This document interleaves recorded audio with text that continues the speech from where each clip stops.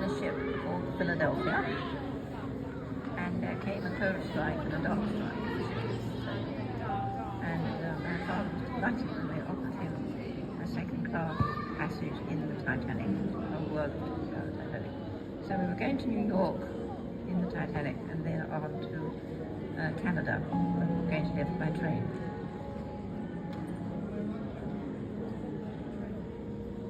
Always remember going up on the lift. Little boy said to me, "You know, madam, it's quite an honor. I'm only 14 years old. I'm a lift boy." But we were sleeping 6 in a bunk, and we were treated like as if we were in a third-class restaurant as to go after food. We were not allowed to go in any part of the ship except the deck that we were allowed to go on. My mother was absolutely unlike herself in every way. She couldn't bear the thought of it, but she didn't know why. And when she got aboard this ship, my father said to her, "Now, what are you afraid of? Such a beautiful ship. You can't be afraid." And she said, "But I don't know what I'm afraid of. But this I know, that I will not go to bed in this ship. I will sleep in the daytime. I will sit up at night. And whatever you may say, nothing will alter me."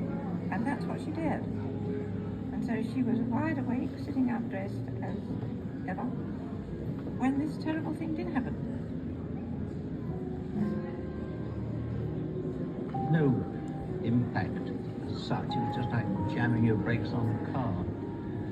And that was that. She stopped. We had a porthole open. I looked out. The sky was clear, the stars were shining, the sea was dead calm. She felt this bump, which her actual words were, which felt like a train pulling into the station, a jerk. And she instantly knew this was this something that she'd been so frightened of. And she immediately wakened my father and made him go up on deck, which he wasn't very pleased about.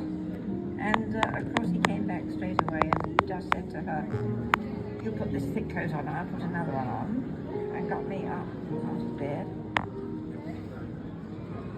And we had orders to get the lifeboats out. And of course the same old order, women and children. And we swung the lifeboats out and gradually filled them up. First boats were away on the port side. The first boats away didn't have many passengers on board. They were afraid to go down. There was a 70-foot drop to the water. And they didn't think she was going to sink. And a few of the first boats on the port side got away with half filled. And we had 16 lifeboats. And they each carried 50. And if they'd been filled, we could have saved 800. Whereas we only saved 500.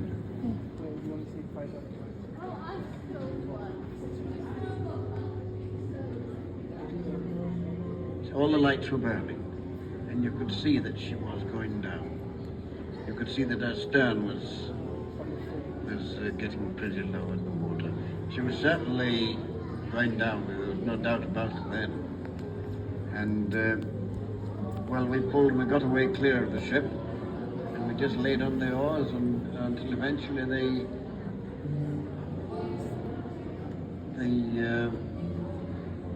realized that she'd gone, and we heard all the screams. We couldn't do anything.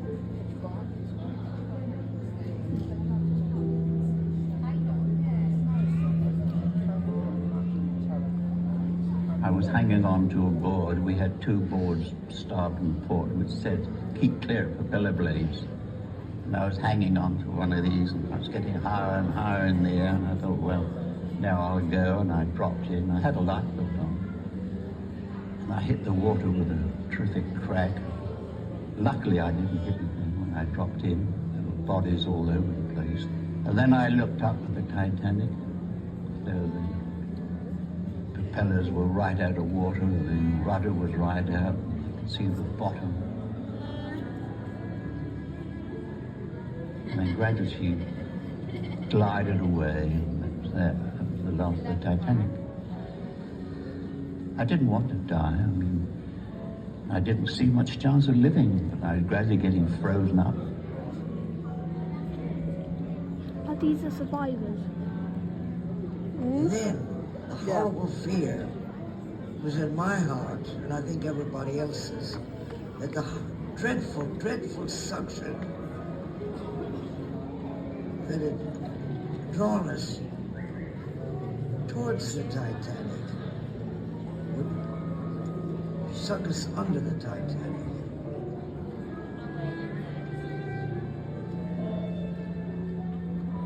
By the grace of God, I came across a lifeboat, and they pulled me in.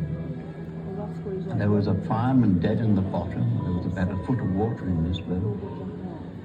There was another man who was trying to. He seemed to be trying to get away from it again. I don't know what was happening. They were tying him down, and the rest were women and children. And I sat on a seat, and who should be? I sat next to Mrs. Clark, the girl I'd put into a lifeboat. And she said, the first thing she said, have you seen my husband? So I said, no, I haven't. I expect he'd be all right. Anyway, I was pretty bad way then, as you can imagine. Frozen solid almost. And she wrapped me round with her cloak. She had some sort of blanket or a coat on. Anyway, I think she probably saved my life, I don't know. But I saved hers. At least I think I might have done. I think I did. And she saved mine.